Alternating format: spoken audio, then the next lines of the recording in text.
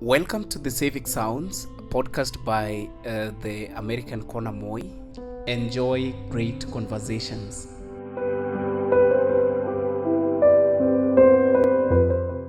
All right, welcome to the Civic Sound, a podcast by American Corner Moi, a platform on which we get the opportunity to talk about matters youth, education, leadership, governance, and anything that we find to be contemporary in our society today.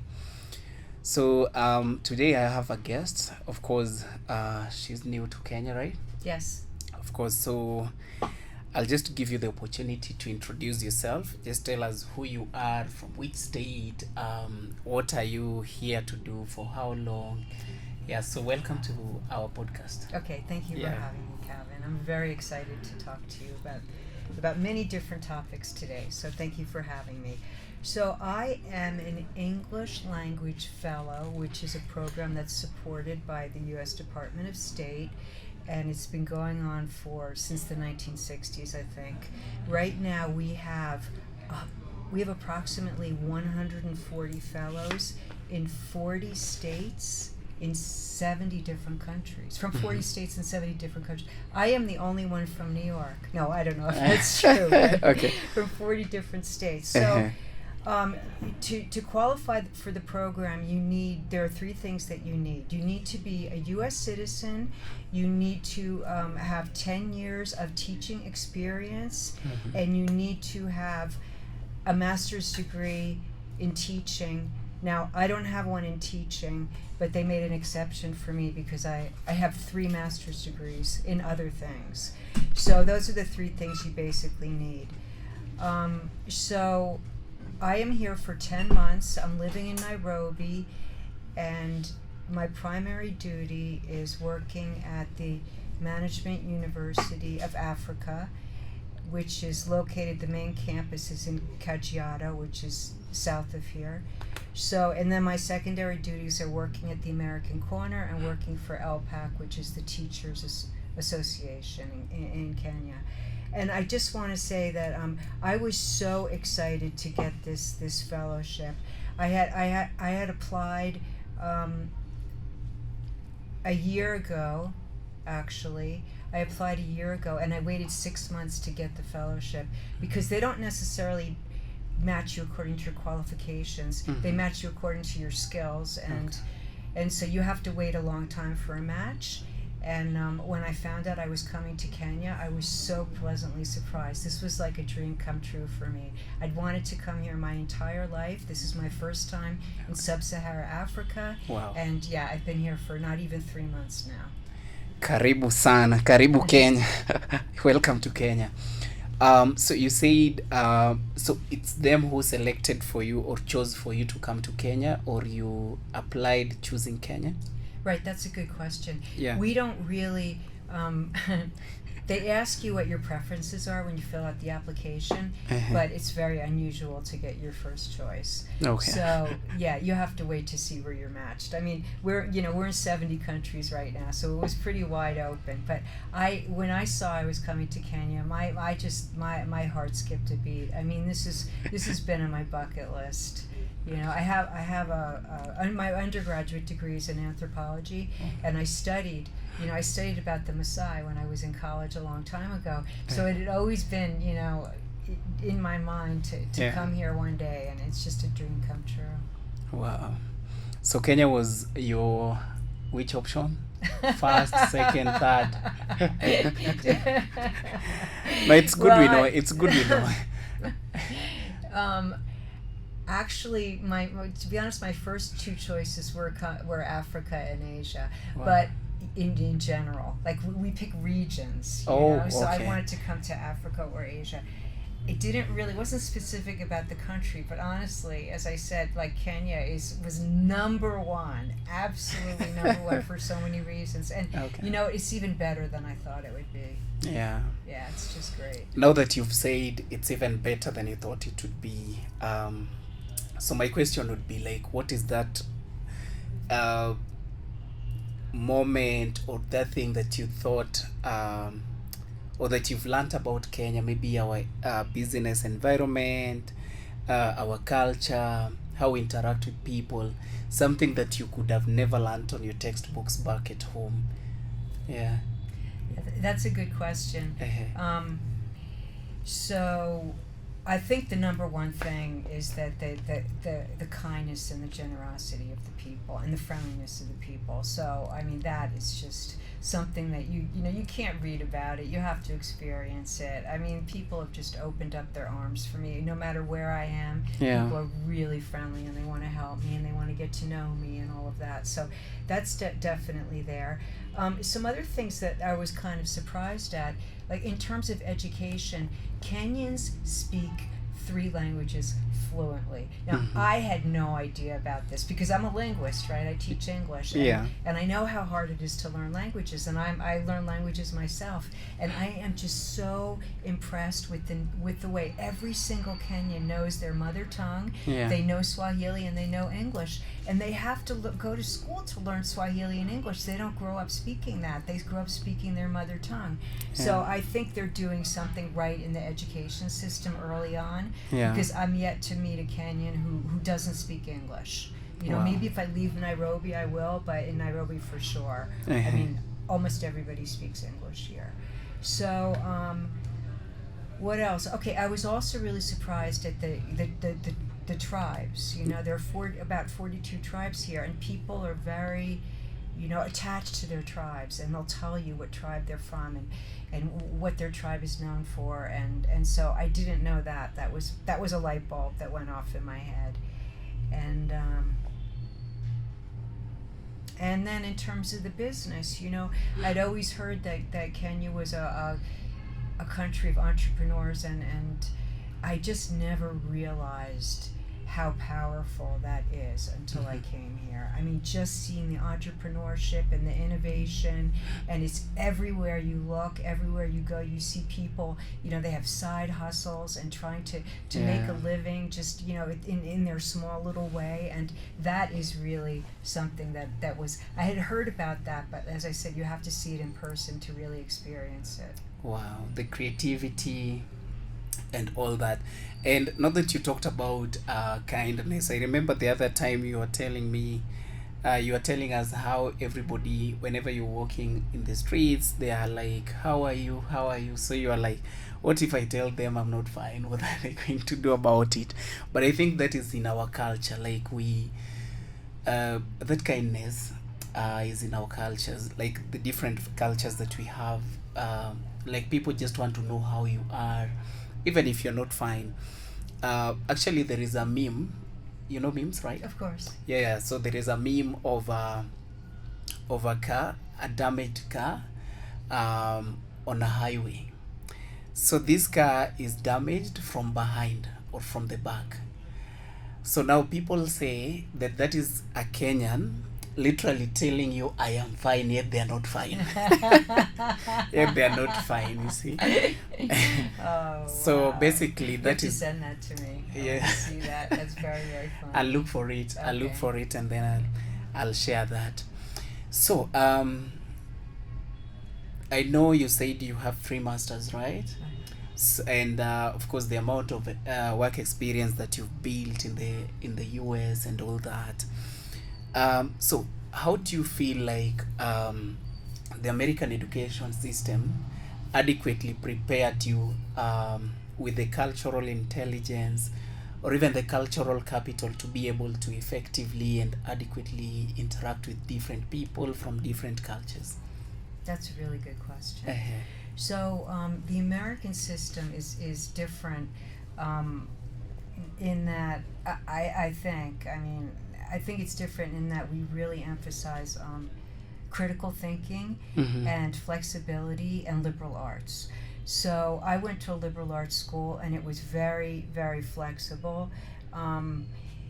So I learned about critical thinking there, and didn't really specialize in one subject. Although I had a background in I studied anthropology, it was multidisciplinary. So when I did my thesis, it was on it was on the economic benefits and the social detriments of tourism in the third world. So it was looking at a topic from two different disciplines, which is what we do. We teach people to think critically and to be very open-minded about what they're studying. It's very open, and our classes are very participatory.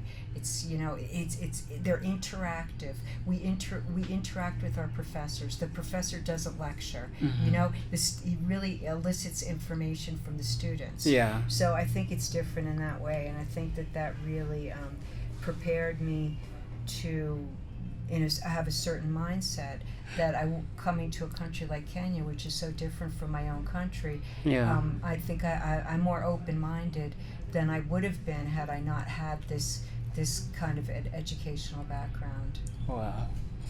That's lovely. I think culture is one of the strongest tools that not only Kenya and the US really need to capitalize on, but I really just feel like just being culturally intelligent, even for our own Kenyans.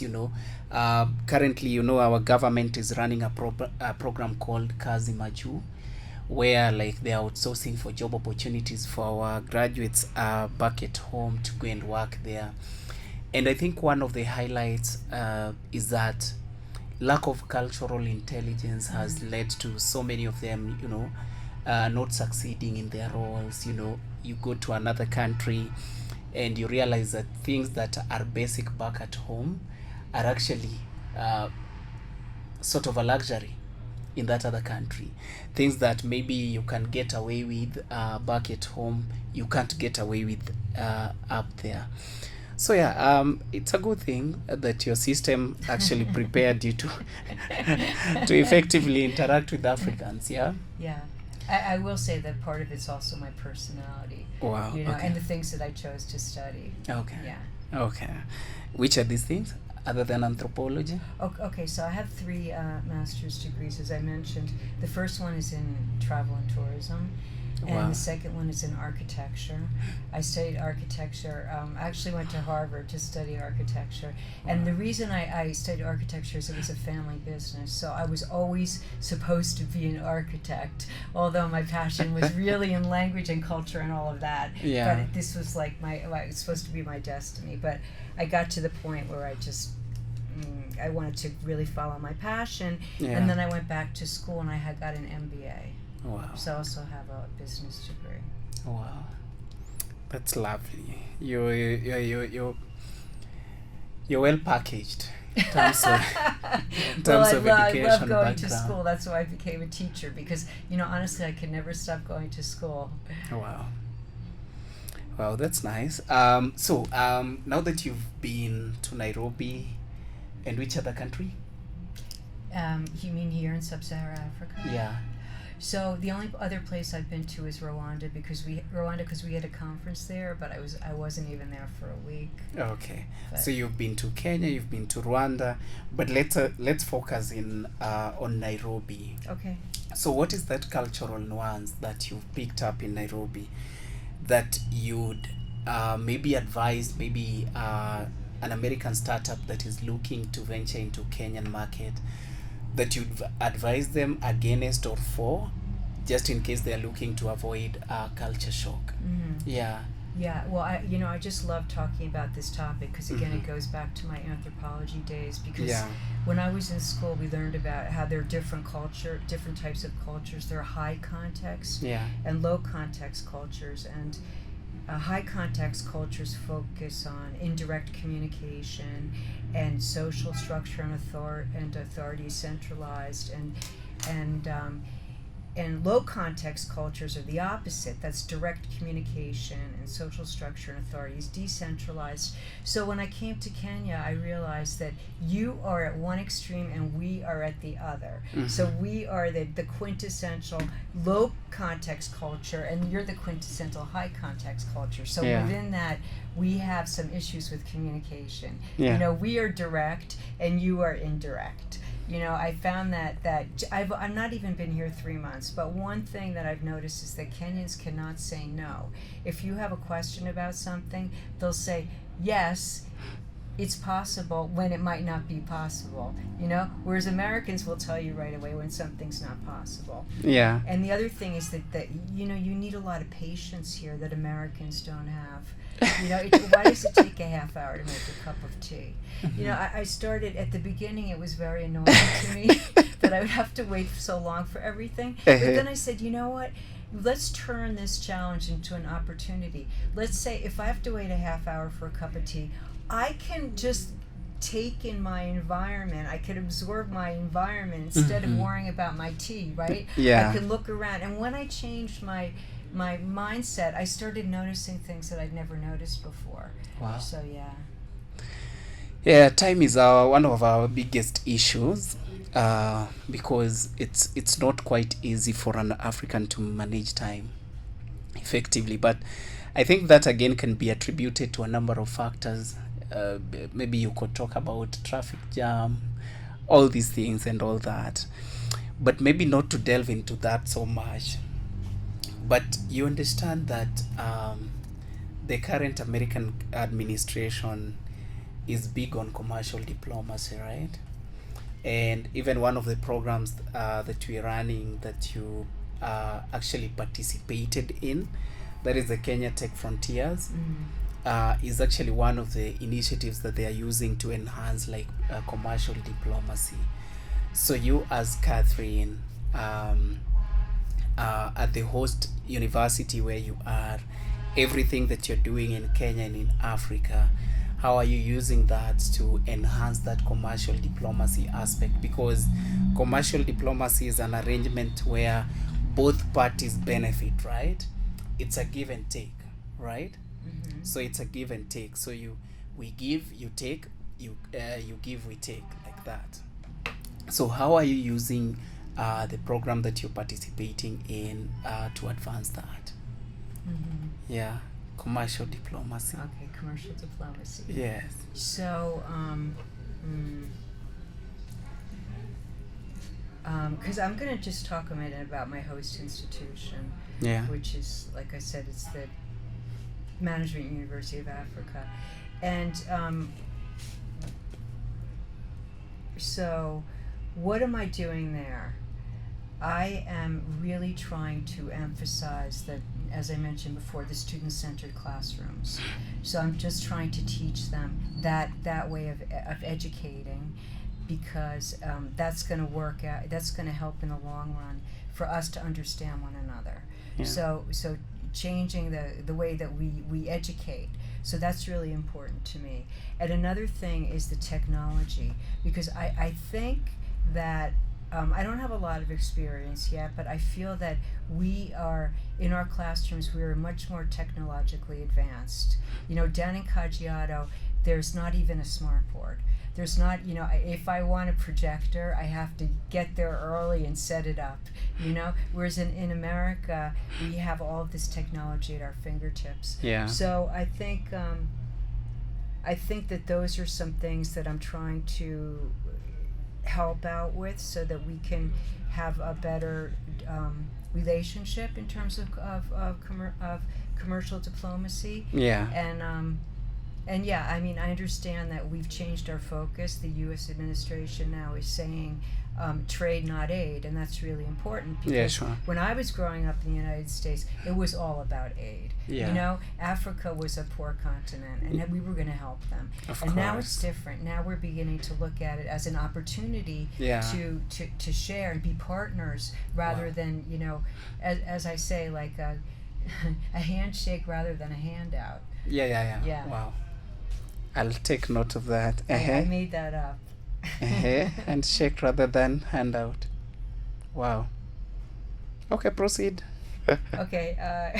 Yeah. I don't know what else I could say about that. I'm really emphasizing these student-centered classrooms. As I mentioned, one of my secondary duties is working with LPAC, which is the Teachers Association, and Yeah. I do online workshops with them, because they're located all over Kenya, Yeah. and a lot of them are in rural areas. And I asked them, I sent them a Google form, and I asked them what they wanted to learn, and that was the number one thing they wanted to learn. They felt that they did not, their classrooms were not student centered, and they wanted to learn how to make them more student centered. Wow. So yeah. Well, you talked about trade not aid, and I think that speaks to commercial diplomacy. So for the 3 months that you've been around, have you identified maybe a sector here in Kenya? It could be agricultural technology, educational technology, or any other sector that maybe could be up for grabs, maybe for an American investor or a Kenyan investor that is looking to go and invest in the US? Okay, Yeah. that's interesting, because one of the first things, the first day that I got here, the one thing that stood out is M-Pesa. I mean, M-Pesa is just, I don't know if your listeners are going to know about this, but it's basically Kenya's a cashless society. I mean, you pay for everything with M-Pesa. You know, even like a woman selling bananas on her head will take M-Pesa. Everybody takes it. So virtually there's no cash transaction. So I think that that's something that, you know, we could work with you in bringing a cashless system like that to the United States. Wow. You know, I think that could be really interesting. However, you know, on the other hand, I don't know if Americans are really ready for that, because we love our credit cards. So we love buying things with money we don't have. And M-Pesa is a debit system, right? So they take the money right away when you buy it. So I'm not sure, but that's something that's very different, that it's very entrepreneurial and could help business transactions that we might be able to work on together.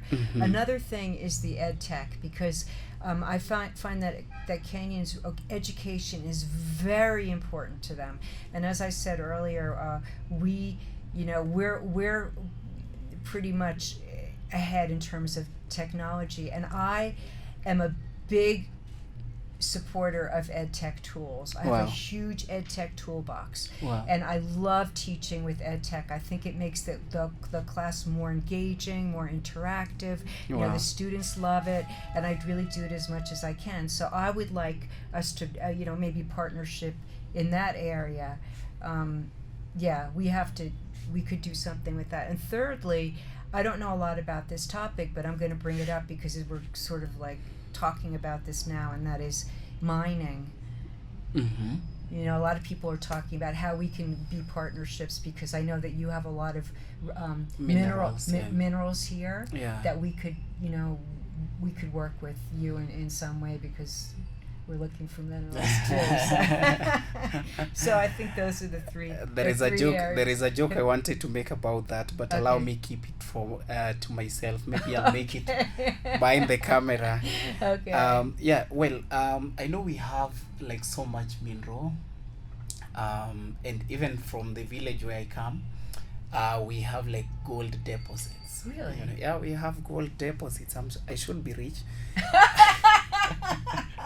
Well, I should be rich, yeah, because even right in the homestead we've got gold deposits. Wow. Even right now we go to our village, I can tell you for sure that in our own homestead there is mining taking place. Really? You know.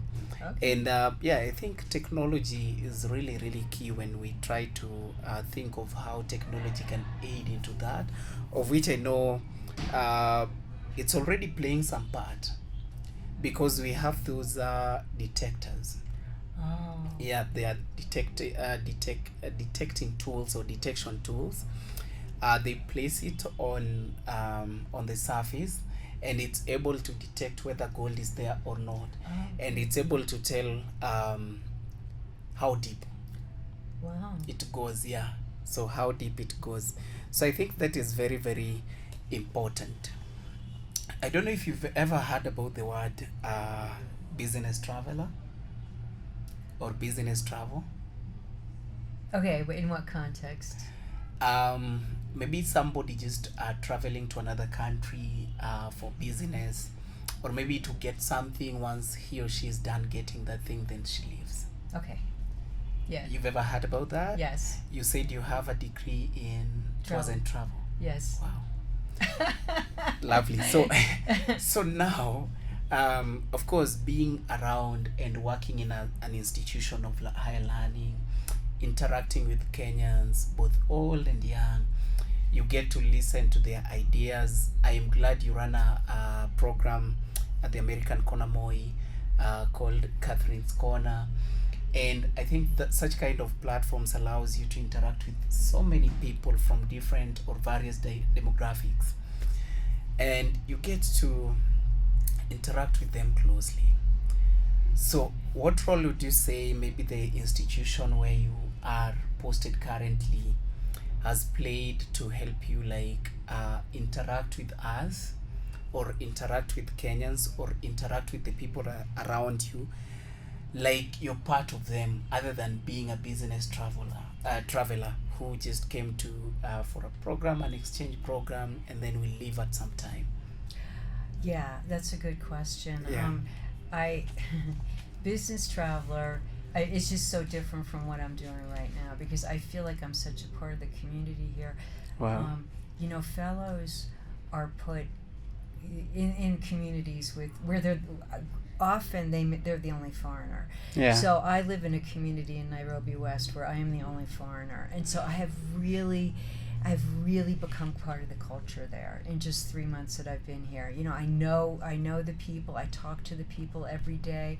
I shop at the local store. So it's a whole different experience doing that than being a business traveler, as you say, where you just go somewhere and then stay for a week and leave and Yeah. never get to see anything about the culture, right? Yeah. And you stay at a hotel that could be anywhere in the world. Yeah. But where I am, I couldn't be anywhere else in the world. I could only be in Nairobi West. That's it. Because it's just so specific. It's just great. I love living there. I love everything about it. Wow. And the other thing about my host institution is that teaching as a discipline is not competitive. That's one thing I really like about it, is that teachers help other teachers. Wow. We're all students of learning, and that's why we Yeah. want to be teachers. So that's another way at my host institution where I become part of the community, because they're learning from me and I'm learning from them. Yeah. And they're very open about, sharing, and I'm open about sharing. So that's something else that's really working out well. And of course they're just so open about inviting me to their homes and to their Wow. villages and experiencing their cultures and all of that. Yeah.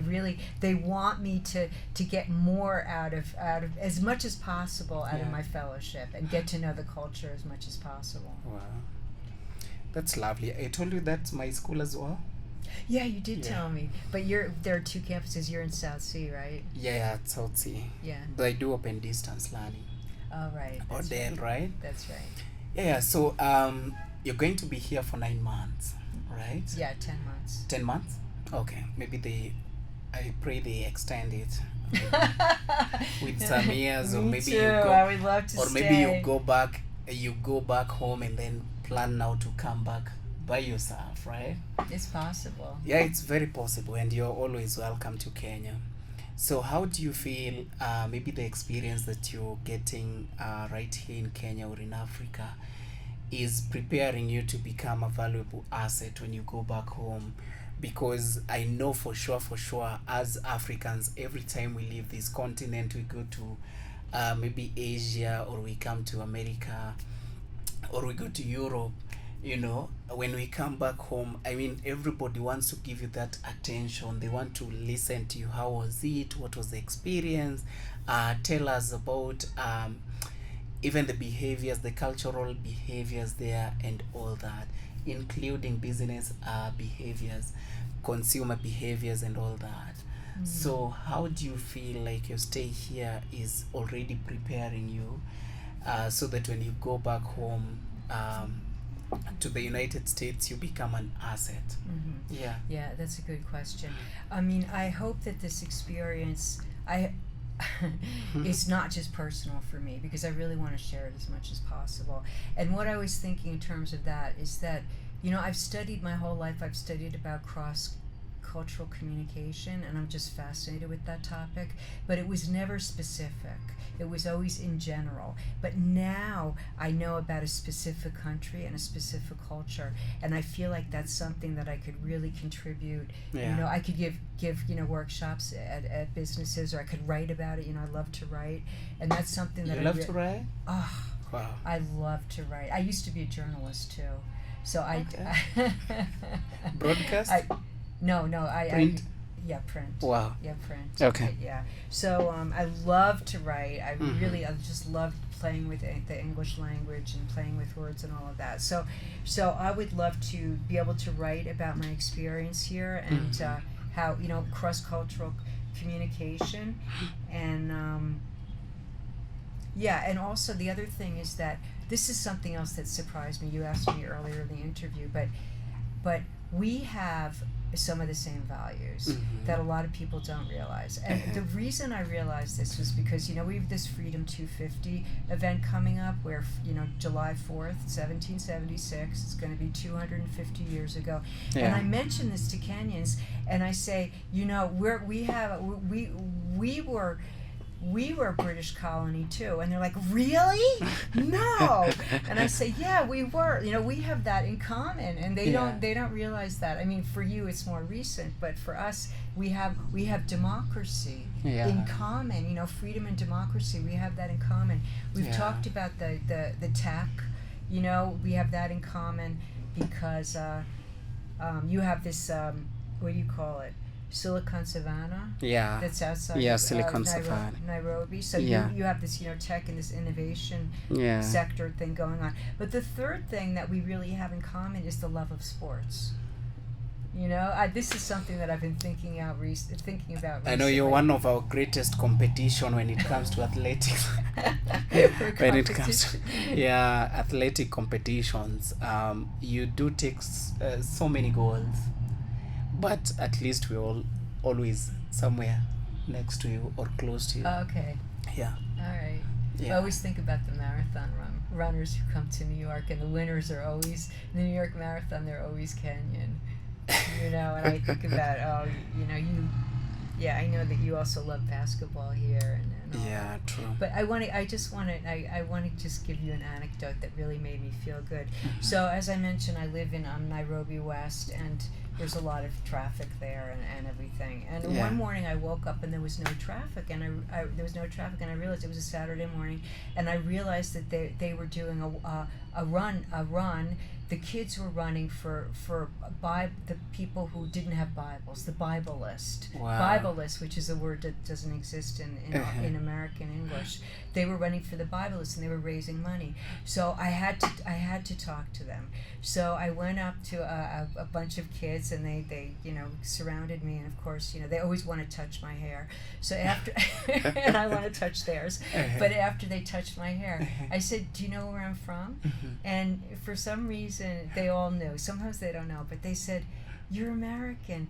And then this was a little boy who's about 6 years old, and he said to me, "You're American, and that means we're allies." Wow. I know. It made my day, because I thought, wow, So we are allies. So Of course. Yeah, of course we are allies. And I think you've mentioned about 1776 turning 250 years. I think part of the agendas that we're trying to promote through programming at the American Corner Moi, including this podcast, is that we want to look at the similarities. Just as the young boy said, we are allies. The similarities that these two countries share, and that we can capitalize on. You've talked about education. There are so many Kenyans who've been to the US to do education exchange programs. There's so many grants that Kenyans have received from the Americans just to support education programs, leadership programs, all these things. So yes, we are allies, and that is why we join you in celebrating the 250 years. Also, the other thing is, if you try to think of it, if let's say today we are holding elections here in Kenya, and an election is being done somewhere else in Africa. Or let me put it this way: Kenya is one of those few countries in Africa that would not shut down internet whenever there is a highly disputed election. Why? Because we are allies in freedom. We have that media freedom, even though it's not where it's supposed to be. But I can say Kenya is one of those African countries that are well off. I mean, far off or better off in terms of freedom, media, all this kind of freedom, including the freedom of speech. You know, this is a country where people can say anything they want about their president, about the people in power. It's great. I saw that happen in the US as well. People can say anything they want, you know, because they have that freedom. However, that freedom sometimes becomes costly, but that's a topic for another day. That's a topic for another day. So, Catherine, I think we are progressing well, but even as we come to the close of this conversation, you've been to Kenya for 3 months. You still continue to be here for the next 7 months. Assuming you have a sit down with someone from the Department of Commerce, please advise that person from the Department of Commerce in terms of that thing that you've learned about this country that you'd like them to capitalize on or to take advantage on.